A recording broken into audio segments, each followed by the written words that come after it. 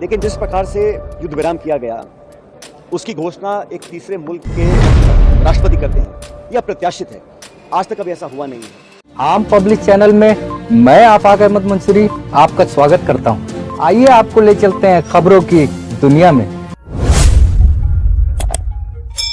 राजस्थान के वरिष्ठ कांग्रेस नेता सचिन पायलट ने भारत द्वारा पाकिस्तान में आतंकवाद के खिलाफ चलाए गए ऑपरेशन सिंदूर को लेकर बड़ा बयान दिया है। उन्होंने कहा कि तीसरे देश के द्वारा सीजफायर की घोषणा गलत थी। अमेरिका की घोषणा के कुछ देर बाद ही सीजफायर का पाकिस्तान ने उल्लंघन किया था।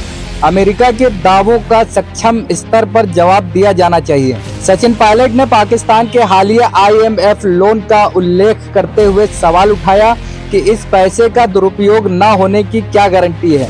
उन्होंने कहा कि अमेरिका द्वारा किए गए सीजफायर की घोषणा के तुरंत बाद पाकिस्तान ने उल्लंघन किया था, जो दुर्भाग्यपूर्ण है। सचिन पायलट ने भारतीय जनता पार्टी के विधायक कंवर लाल मीणा की सदस्यता को लेकर भी बयान दिया।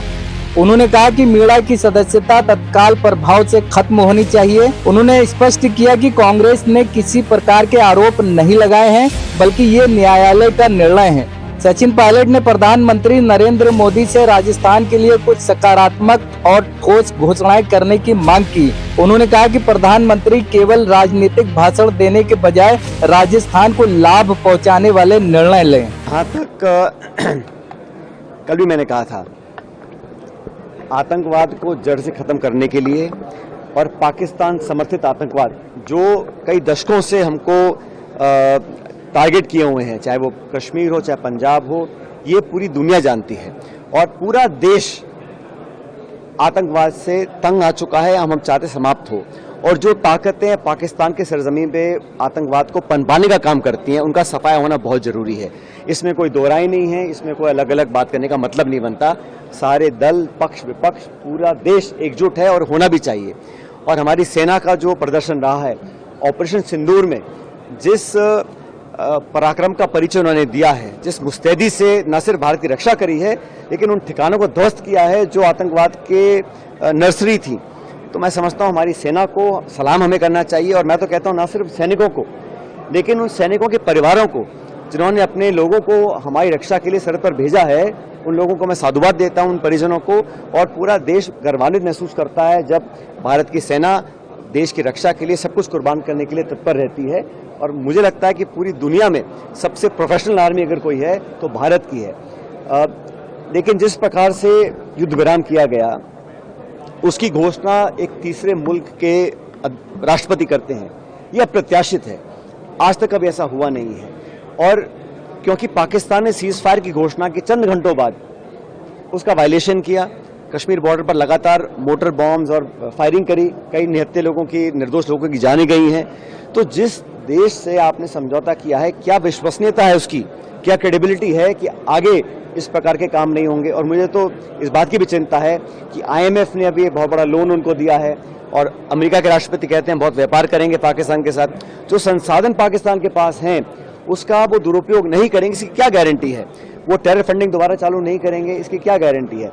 इसलिए सरकार को स्पष्ट करना चाहिए कि क्या आश्वासन उनको मिला है, क्योंकि हम लोग चर्चा करें आतंकवाद की और अमेरिका ने नया शगुफा छोड़ दिया है कश्मीर का।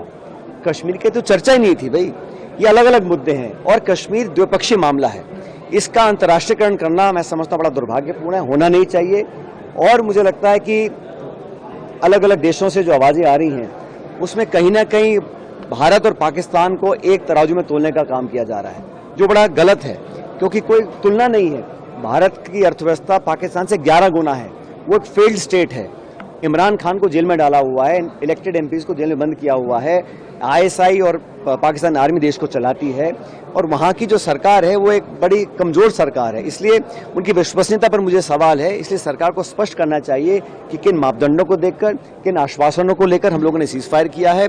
और अमेरिका का जो हस्तक्षेप रहा कश्मीर पर मध्यस्थता की वो बात कर रहे हैं, उसको सिरे से नकारना चाहिए और विदेश मंत्रालय के कोई प्रवक्ता वक्तव्य दें, उसका कोई मतलब नहीं है। सबसे ऊंचे लेवल से ये खंडन आना चाहिए कि हमने व्यापार के लोभ में या डर से ये समझौता नहीं किया है। और राष्ट्रपति 3 बार बोला ट्रंप साहब ने कि मैंने ट्रेड का और व्यापार का डर या लालच दिखाकर ये संधि करवाई है उसको नकारा जाना चाहिए।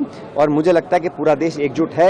आपको याद होगा 22 अप्रैल को जब घटना घटी, सबसे पहले खरगे साहब ने प्रेस कॉन्फ्रेंस करके कहा हम सरकार के साथ हैं। और आज भी जहां तक देश की अखंडता, सुरक्षा और फौज की बात है, हम सब लोग एक थे और एक रहेंगे।